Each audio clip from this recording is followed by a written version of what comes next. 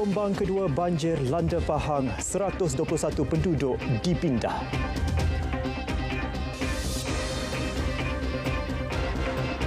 Assalamualaikum, salam Malaysia Medani. Perdana Menteri Datuk Seri Anwar Ibrahim dijadual menyampaikan syarahan umum di Universiti Al-Azhar Al-Sharif di Kahirah, Mesir hari ini.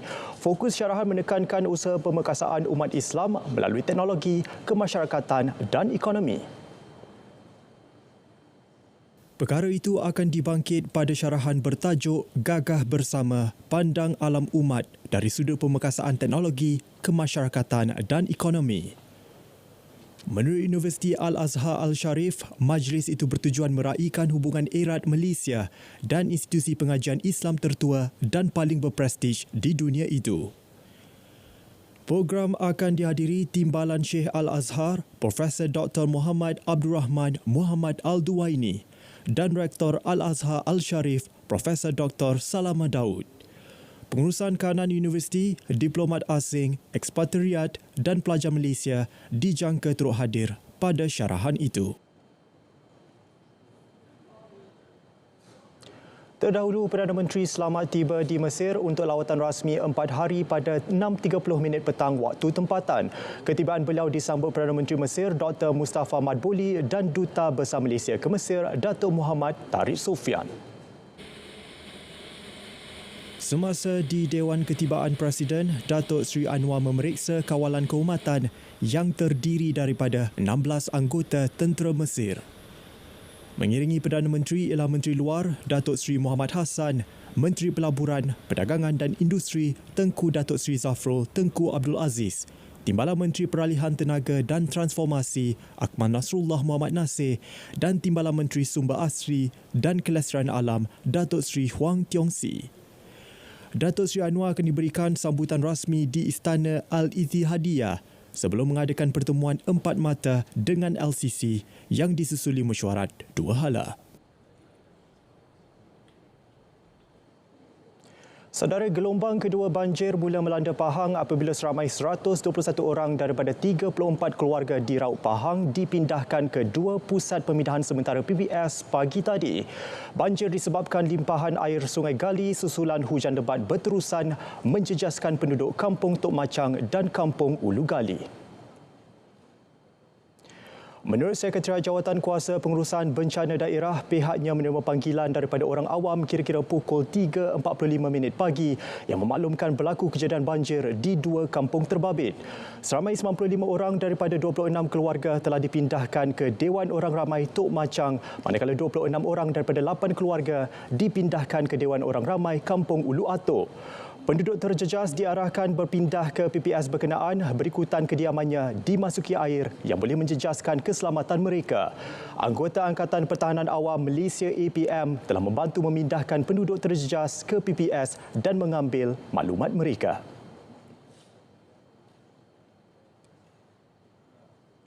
Malaysia mengutuk sekeras-kerasnya serangan pengganas berani mati di Quetta, Pakistan yang berlaku semalam. Dalam satu kenyataan Wisma Putra hari ini, Malaysia mengucapkan takziah kepada keluarga mangsa. Malaysia kekal komited dalam menyokong usaha masyarakat antarabangsa memerangi keganasan dan menggalakkan kestabilan serantau. Malaysia juga sentiasa berpendirian teguh bahawa keganasan dalam semua bentuk merupakan ancaman. Tiada rakyat Malaysia dilaporkan terjejas akibat serangan ini. Rakyat Malaysia yang memerlukan bantuan konsular boleh menghubungi Suruhanjaya Tinggi Malaysia di Islamabad atau Konsulat Jeneral Malaysia di Karachi. Keamanan, kesejahteraan dan keselamatan menjadi tonggak utama dalam menterjemah peranan Malaysia selaku pengerusi ASEAN 2025. Ini didorong faktor kestabilan politik yang berjaya dipertahan sekaligus menjadi teladan terbaik buat negara serantau. Perinciannya bersama Syamimi Saripan.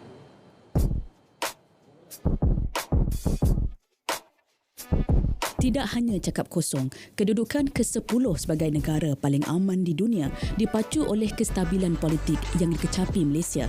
Ia menjadi kaya ukur terbaik dalam memartabat peranan negara selaku tuan rumah ASEAN kali ini. Keterangkuman yang cuba dibawa oleh Malaysia sebagai tuan rumah kali ini, sudah pasti banyak bergantung kepada kelestarian politik. Sejauh manakah kedudukan dalam negara itu memberikan satu suluhan kepada negara lain di peringkat serantau ini untuk diteladani, untuk dicontohi dan memastikan apa saja yang mahu dilakukan itu dapat dicapai secara konstruktif tanpa ada campur tangan untuk mengelak daripada berlakunya ancaman, krisis ataupun konflik. Kepimpinan Perdana Menteri Datuk Seri Anwar Ibrahim juga dianggap mampu mengangkat blok ASEAN di mata dunia, dalam masa sama membawa suara ASEAN untuk menerima limpahan pencapaian daripada pertumbuhan dan pembangunan secara bersama tanpa mengira kapasiti ekonomi dan sosial, sekaligus mencerminkan visi ASEAN senada dengan tema kepengurusan Malaysia kali ini, keterangkuman dan kemapanan. Ialah dengan mengekalkan kematangan politik tempatan dan memfokus kepada usaha utama memulihkan ekonomi negara serta menjalinkan hubungan baik dengan negara-negara lain di seluruh dunia. Di samping itu, pemimpin Malaysia yang merajui pentadbiran kerajaan mempunyai kewibawaan, pengalaman yang luas serta bekerja kuat untuk kemakmuran semula negara. Dan juga komunikasi, interaksi yang berlaku secara berterusan dalam kalangan kepimpinan di peringkat serantau ini mampu mengeratkan hubungan serta melihat bagaimana pencapaian yang lebih besar dapat dilakukan dalam sektor ekonomi, perniagaan, sosial, pergerakan dalam peringkat serantau, serta yang lebih besar adalah dilihat sebagai satu blok yang harus sentiasa menjadi perhatian tumpuan kepada blok-blok lain di peringkat antarabangsa. Tekad membawa ASEAN ke satu kedudukan yang lebih kukuh bukan sekadar retorik. Komitmen yang dizahirkan bukti kerajaan madani benar-benar diterjemah dengan pelbagai perancangan rapi yang sedang direncana. Inilah kuncinya untuk membuka peluang terbaik buat Malaysia mengangkat kembali kegemilangan sebagai tonggak utama ASEAN di persada dunia. Syamimi Sarifan, RTM.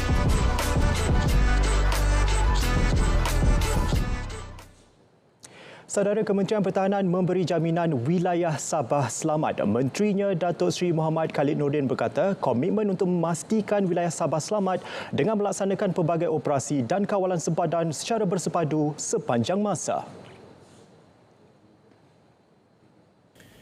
Antaranya menerusi operasi Sinar Samudra dan operasi Satria oleh TLDM yang dilaksanakan merangkumi kawasan tuntutan bertindih dengan negara serantau.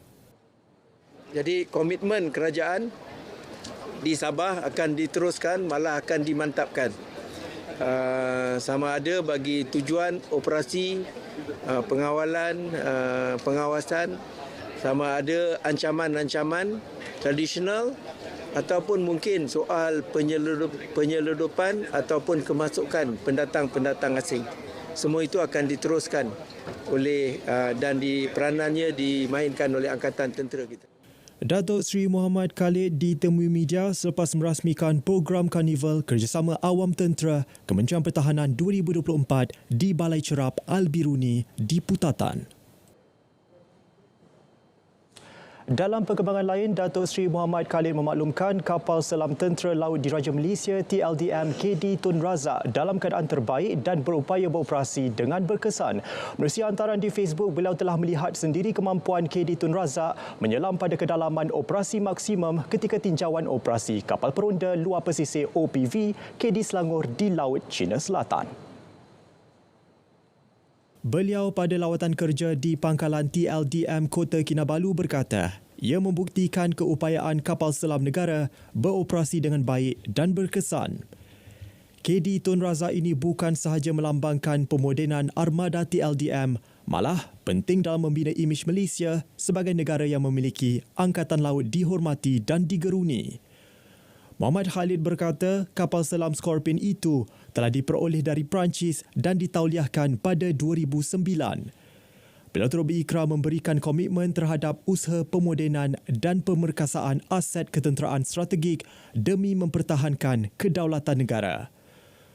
Turut hadir pada lawatan itu, Ketua Setiausaha Kementerian Pertahanan Datuk Lokman Hakim Ali dan Panglima Armada Timur Laksamana Muda Datuk Muhammad Ruzilmi Ahmad Fahimi.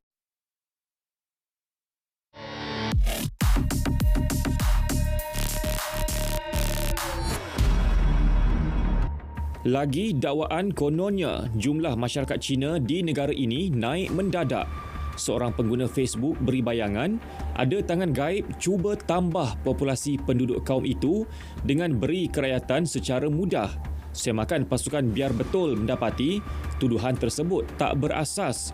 Manakala tidak, peratusan yang dikongsi jauh tersasar daripada yang dikeluarkan Jabatan Perangkaan.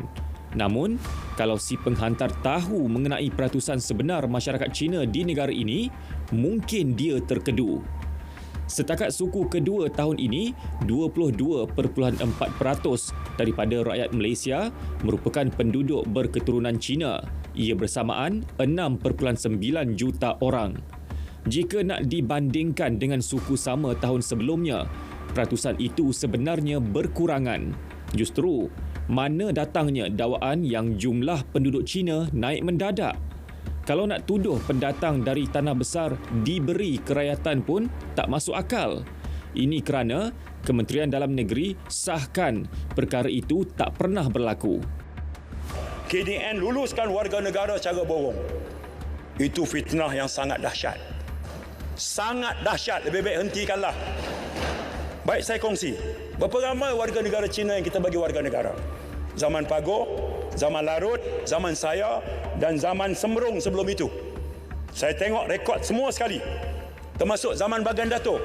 Bagan Datuk Menteri Dalam Negeri, Sembrong Menteri Dalam Negeri, Pagoh, Larut dan saya. Hari ini, jumlah warga negara Cina yang kita bagi warga negara mengikut peruntukan 15.1 Perlembagaan Persekutuan, 103 orang. 103, bukan 1.2 juta.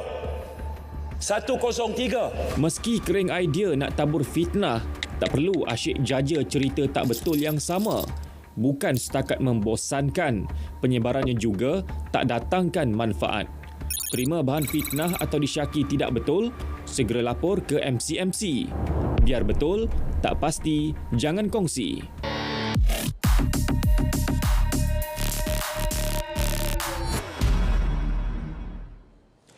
Baik, ibu bapa digesa peka dengan perkembangan teknologi khususnya penggunaan platform media sosial untuk memantau aktiviti anak-anak mereka di platform tersebut.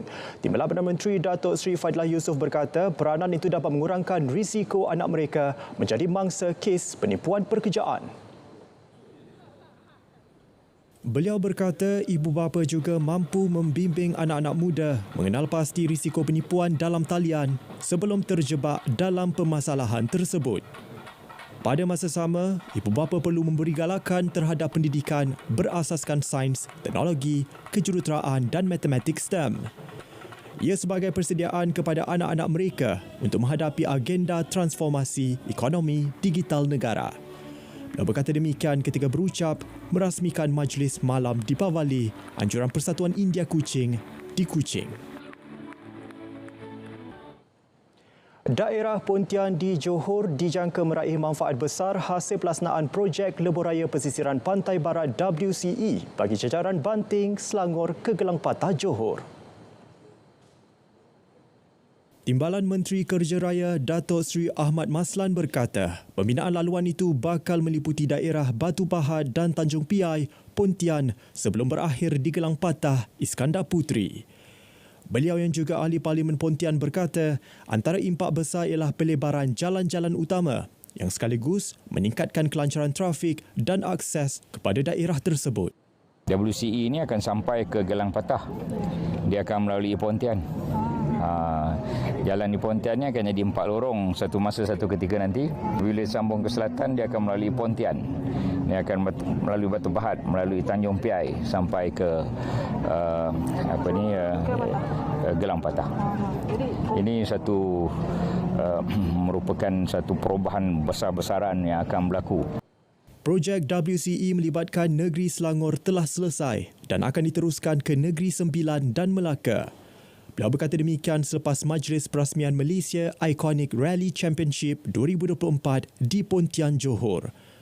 Pembinaan lebuh raya WCE Banting Gelang Patah itu diumumkan Perdana Menteri Datuk Seri Anwar Ibrahim dalam pembentangan belanjawan 2025 bulan lepas. Ia sebagai laluan alternatif buat pengguna lebuh raya Utara Selatan Plus yang kerap berdepan isu kesesakan lalu lintas. Seramai 3,200 pegawai perubatan, 350 pegawai pergigian dan 400 pegawai farmasi yang memohon latihan kontrak interim di Kementerian Kesihatan KKM telah dilantik secara tetap oleh SPA 21 Oktober lalu. KKM memaklumkan sekiranya terdapat calon berhasrat membuat rayuan pertukaran penempatan, ia boleh dibuat menerusi sistem e-placement. Permohonan tersebut boleh dibuat dari 5 hingga 11 November untuk pegawai perubatan, manakala 5 hingga 15 November untuk pegawai pergigian dan pegawai farmasi. Hanya rayuan menerusi Google Form dalam tempoh yang ditetapkan sahaja akan dibawa untuk pertimbangan oleh Jawatankuasa Rayuan Penempatan. Keputusan rayuan akan dimaklumkan kepada calon menerusi portal Semakan Kerjaya KKM 2 Disember ini. Menurut KKM, antara aspek rayuan yang akan dipertimbang ialah calon sedang mengikuti pengajian kepakaran yang diluluskan KKM, calon, pasangan atau anak menghidap masalah kesihatan serius dan permohonan suka sama suka yang dikemukakan oleh mana-mana calon. Urusan penempatan calon ke fasiliti akan dilaksanakan oleh Jabatan Kesihatan Negeri mulai 23 Disember ini. Seorang guru prasekolah mengharumkan nama Malaysia menerusi Anugerah Guru Terbaik 2024 pada Anugerah Pendidikan Asia 2024. Nur Hayatul Nira Ramli menerima anugerah tersebut bagi pendidikan prasekolah daripada Asia Education Conclave AEC di Bangkok semalam. Anugerah berkenaan mengiktiraf semangat dan komitmennya dalam bidang pendidikan awal kanak-kanak. Beliau yang 18 tahun mencurahkan bakti dalam bidang tersebut kini mengajar di sebuah prasekolah yang mempunyai kira-kira 150 murid berusia antara 3 bulan hingga 6 tahun. Bercakap kepada media, beliau bersyukur dengan pengiktirafan tersebut dan komited meneruskan tanggungjawabnya dalam bidang itu. Katanya anugerah itu juga bukti usaha kolektif semua pihak yang bekerja keras untuk meningkatkan pendidikan awal kanak-kanak. AEC berfungsi sebagai platform mengiktiraf pencapaian guru dan pendidik cemerlang atas sumbangan mereka kepada kemajuan pendidikan di Asia dan global.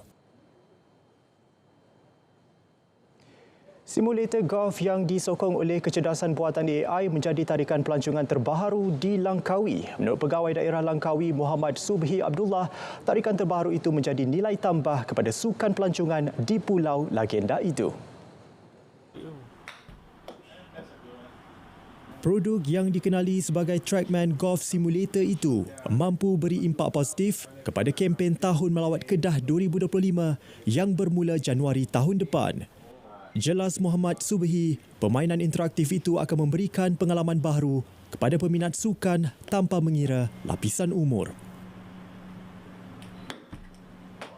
Seolah-olah kita berada di padang golf yang sebenar dan kita boleh pilih golf course mana yang kita nak, bukan saja di Malaysia tapi juga di serata dunia.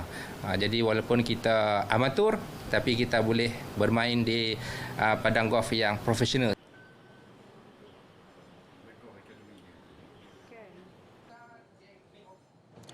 Ringgit dijangka diniagakan lebih tinggi berbanding dolar Amerika minggu depan. Ketua Ahli Ekonomi Bank Muamalat Malaysia Berhad Dr. Muhammad Afzal Nizam Abdul Rashid berkata, ia berikutan kadar faedah yang dilihat memihak kepada ringgit.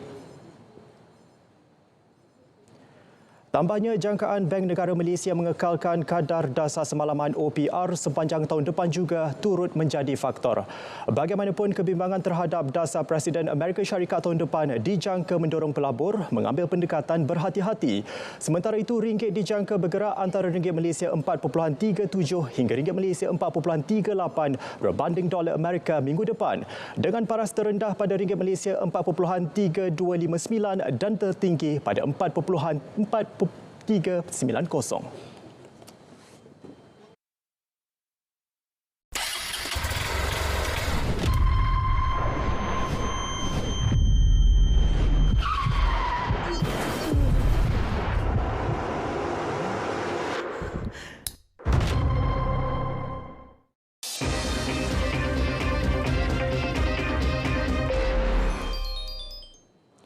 Presiden Amerika Syarikat Joe Biden dijadual bertemu dengan Donald Trump yang bakal menjadi penggantinya di Rumah Putih pada Rabu. Menurut jurucakap Karine Jean-Pierre, pertemuan itu dijadualkan berlangsung pada 11 pagi di Pejabat Oval. Biden, 81 tahun, menghubungi Trump sejurus selepas pilihan raya untuk mengucapkan tahniah atas kemenangannya dan menjemputnya ke Rumah Putih. Pertemuan itu juga merupakan sebahagian daripada protokol biasa yang mengiringi peralihan kuasa di Amerika Syarikat meskipun Trump sebelum ini melanggar resam itu pada 2020. Trump tidak pernah mengakui kekalahan dalam pilihan raya 2020 kepada Biden dan tidak menghadiri majlis angkat sumpah Biden. Pertemuan pada Rabu itu menjadi antara pertemuan fizikal yang jarang berlaku antara Biden dan Trump. Kali terakhir mereka bertemu di atas pentas debat yang disiarkan secara langsung pada penghujung Jun. Perkembangan konflik di Gaza, Qatar menafikan laporan media yang mendakwa negara itu menarik diri sebagai pengantara dalam rundingan gencatan senjata di Gaza. Jurucakap Kementerian Luar Qatar, Dr. Majid Muhammad Al-Ansari berkata, laporan itu tidak tepat. Beliau menjelaskan bahawa usaha kini tergendala buat sementara waktu dan akan disambung semula apabila pihak-pihak terlibat menunjukkan kesediaan dan kesungguhan untuk menamatkan perang serta menghentikan penderitaan terhadap orang awam. Dr. Al-Ansari menegaskan kesediaan Qatar untuk memimpin usaha bagi menamatkan perang dan memastikan pembebasan tawanan.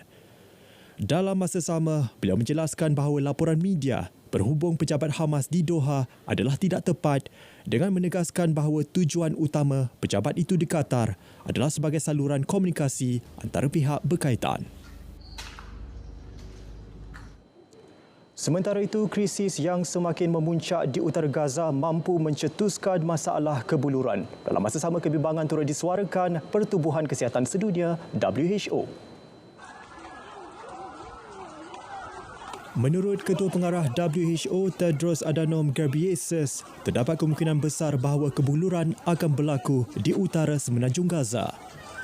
Ia berdasarkan kepada penemuan baharu daripada klasifikasi fasa keselamatan makanan bersepadu IPC. Meskipun resolusi Majlis Keselamatan PBB menggesa gencatan senjata segera, Israel terus melancarkan serangan kejam di semenanjung Gaza.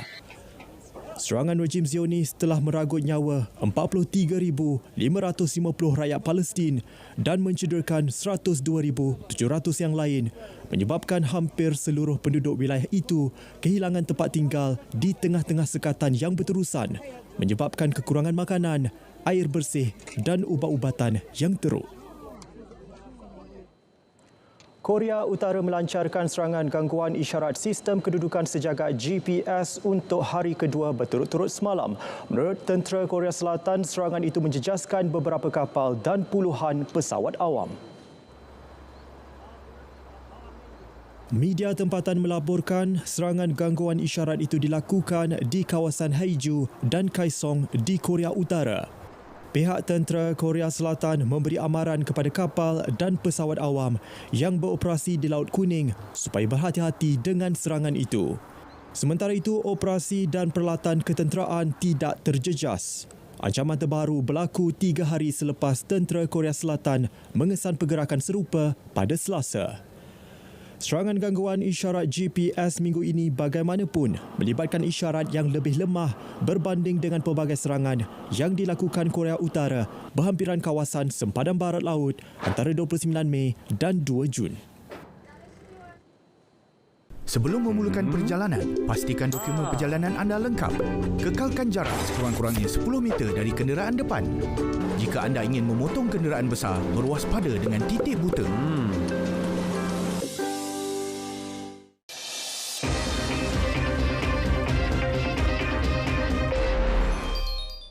Perkembangan badminton Masters Korea 2024 beregu lelaki nombor 1 negara Aaron Chia So Woo-yik kini selangkah untuk mengesahkan gelaran pertama musim ini apabila mara ke final kejohanan. Bergu ranking ke-6 dunia itu menewaskan pasangan Taiwan Chu Xiang-che, Wang Qilin straight set 21-17, 21-16 pada aksi separuh akhir di Gimnasium Iksan. Aaron Woo Yik yang turun selaku pilihan utama hanya memerlukan 36 minit untuk menundukkan Xiang-che Qilin yang berada di ranking ke-76 dunia. Mereka bakal bertemu pasangan tuan rumah Jin Yong Kim Won Ho pada aksi final hari ini. Ini merupakan pertemuan pertama bagi kedua-dua pasangan tersebut. Beberapa lokasi di Pontian serta daerah lain di Johor berpotensi untuk dijadikan tempat sukan pemotoran rally pada masa akan datang. Ahli Parlimen Pontian Dato' Sri Ahmad Maslan berkata, sukan tersebut juga dilihat mempunyai pengaruh besar dalam kalangan anak muda tempatan. Terdahulu, kejohanan Rally of Pontian menerusi Carnival Millennium Iconic Rally Championship MIRC 2024 semalam mendapat sambutan menggalakkan. Saya akan berbincang dengan pengurusan daerah DO dan juga YDP. Adakah tempat ini selagi tidak diadakan bangunan-bangunan, rally seumpama ini boleh dilaksanakan di sini. Saya pun tidak terbayang sebelum ini tempat ni boleh jadi tempat rally. Selepas ini mungkin ada motosikal pula selepas kereta yang sedang berlaku sekarang. Seramai 16 pasukan dan 20 jentera menyertai sesi penubaan catatan masa MIRC 2024 yang diadakan di Pontian. Turut serta pemandu rally legenda negara Karamjit Singh.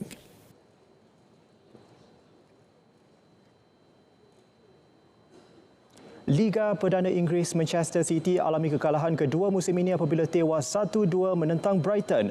Liverpool pula kekal di puncak Liga selepas menewaskan Aston Villa 2-0. Berikut keputusan penuh perlawanan.